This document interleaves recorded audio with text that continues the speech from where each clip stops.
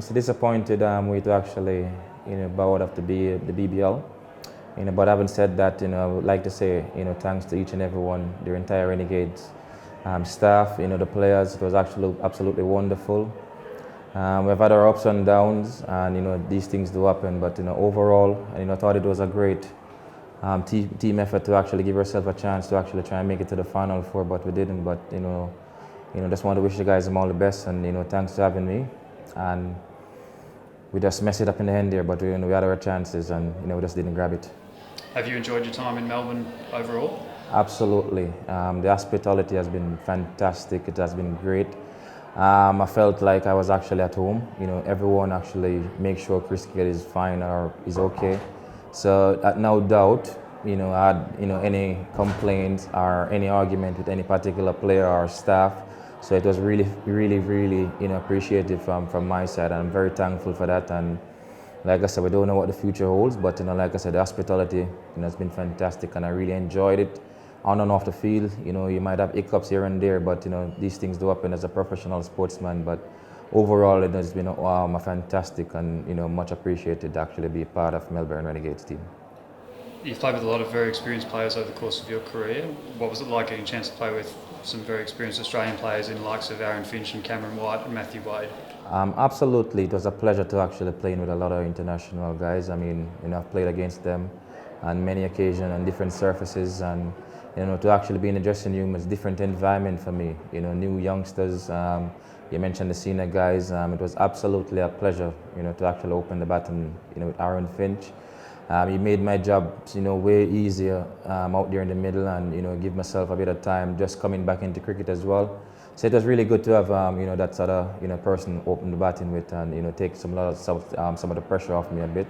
But unfortunately, we didn't actually get a chance to finish the series or the season due to international duties, which was actually expected, at the time. Wade, Cameron White, those guys have been around. First time sharing the dressing room with them as well. And we have our own DJ Bravo, with his experience and the energy and the fun he actually bring within the team as well. So it has been fantastic. Some great youngsters, Tom Beaton, I've shared dressing room with him as well. But it's good to see him around. Nathan Arts. So I mean, I'm accustomed to most of the guys who have been part of the Big Bash for the last couple of years. So it's really good to actually see them again and spend some time with them as well. It's good to have Dwayne here as well, someone you've known for a very long time. Yeah, first time playing together in one particular team apart from West Indies due to international duties, and this was something he was actually looking forward to, and I was looking forward to it as well. So it actually disappointed, and we want to actually win it for the Renegades and make sure we actually make it to the playoff. We both disappointed, but overall we gave it our all. We gave it 100%, and it's just sad that we didn't actually get to cross that line. So if given the chance again, we look forward to that. It's been an eventful few weeks. For you, from your perspective, it's been a matter of focusing on cricket? Yeah, like I said, I did a search a couple of months ago, and this was my first time coming back into cricket, or more so some competitive cricket. Apart from that, I played 2 games in Bangladesh before I actually came over to Australia. And at some stages you thought your body feel good and everything like that, but sometimes you pick up back a bit of niggles when you're just coming in back to the game. So I had a bit of niggle back in, but the problem was actually solved. It was actually a different era now. So I mean, it kind of dampened me a bit with all those things. But then I got to look after myself, and I wanted to come back into cricket 100% fit rather than being having any niggles or anything like that. But such is life, and actually thank God I actually pulled through the entire Big Bash. And look forward to different ventures around the world. You have Dubai, and then you have World Cup and IPL as well. That leads to the next question. You've played in a lot of T20 tournaments, had now 2 experiences in the Big Bash League. Where does the Big Bash League sit for you compared to the other tournaments you play in? The Big Bash definitely. The ratings have actually stepped up. It's actually been boosted up. It's very, very competitive, and it's not a situation where you might get away some places in India or you score runs, but the wickets there are totally different. So you have to make the necessary adjustment, and you got, not saying you don't get quality bowlers elsewhere, but you get a lot of guys who are more consistent, in hitting areas. So it would actually be difficult for you guys to score more runs here in Big Bash. So it's definitely highly up there, within the top 3 leagues. Like I said before, and it only can get bigger and better. And like I said, international guys played a big part as well. It's been boosted, it's been getting bigger, kids coming around and everything like that and everything. So it's really good.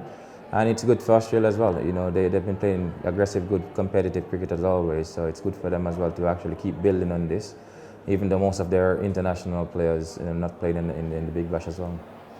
I know it's not a straightforward question necessarily to answer, but would you come back if the opportunity arose?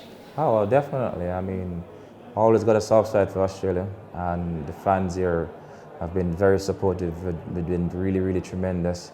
I'm glad I get the chance to actually entertain them, as much as possible as I can. There's never a dull moment, whenever I walk on the street, and I haven't been acknowledged by any particular person.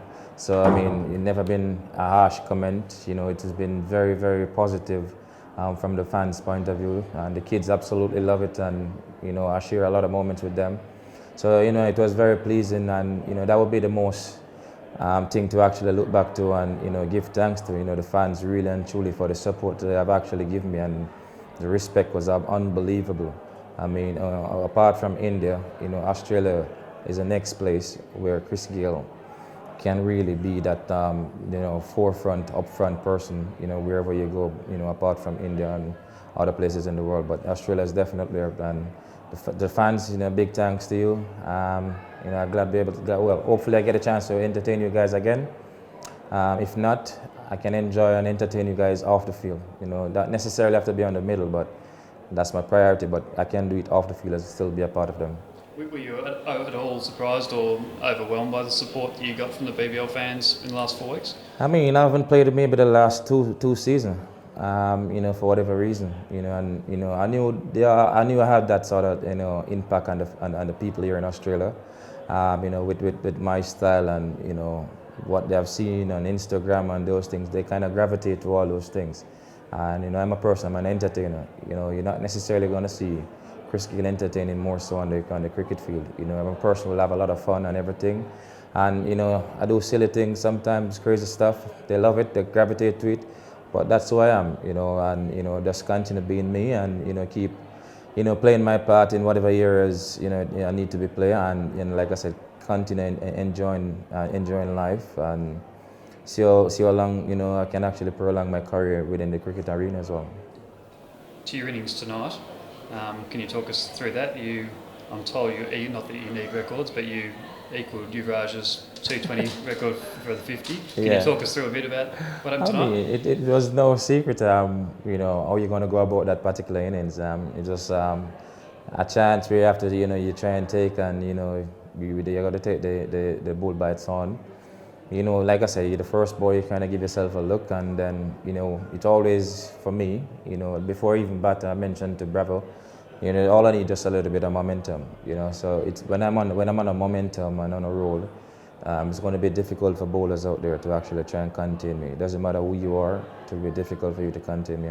And I get a little bit of momentum in the first couple of, in the first over, 4 sixes, and then everything went from there. So it's good to equal the Everett Singh record. I'm sure people might look and say, 12 ball, I get an half century, that's impossible, and those sort of things. But Everett Singh, I've done it before, and I join him now. So 2 lefty up top, 2 fastest 50. Regardless if it was international or a franchise cricket, but it's good, and the records keep piling up. And I think there's many more records out there to be set as well, and not only just for me, because the game of cricket have actually changed, and you got to find a lot of players out there can do the same thing as well. So it's not only about me to break records, but other players out there much more can do it. Not much more, but they're capable enough to do it as well. So I mean, just happy to be up there, but sad thing we finish on the losing side. But like I said, sometimes people remember for your last innings you play. So I'm actually was be able to do something like that, and I'm sure it will be one of the talk of BBL. Sorry. How did you find Etihad Stadium over the 4 games that you played here? It's a different T20 venue. It is. Yeah, the only disappointment we didn't actually have a home win, But I've played the World 11 game here before, so I mean I like it. There's no doubt there's no doubt about it. I really like it here, the atmosphere with the roof and everything. It's something different within cricket. You have a stadium where you can actually play. You close it and it's more like an indoor, so it's really good. And the people has been fantastic. The home fans, still give us the support regardless of what, and just miss it by a sniff. So, Etihad Stadium, very thankful to be a part of it, and hopefully again I'll be here. Lastly, your next stop. What's next on the calendar and the agenda for you playing wise? We have the Pakistan leagues in Dubai coming up now within a couple of weeks' time. I'll see how my back go, regarding that, because I definitely have to look after myself at some stage. But I'm looking to start the tournament for sure, and hopefully, we can kick on. We have the World Cup coming up as well, which is a big thing. So we got to look forward to that as well. And then you have the IPL. So it's still a lot of cricket coming up. So, and I try to get preparation right, and look after myself and make sure I can even give more, on the field out there in the middle.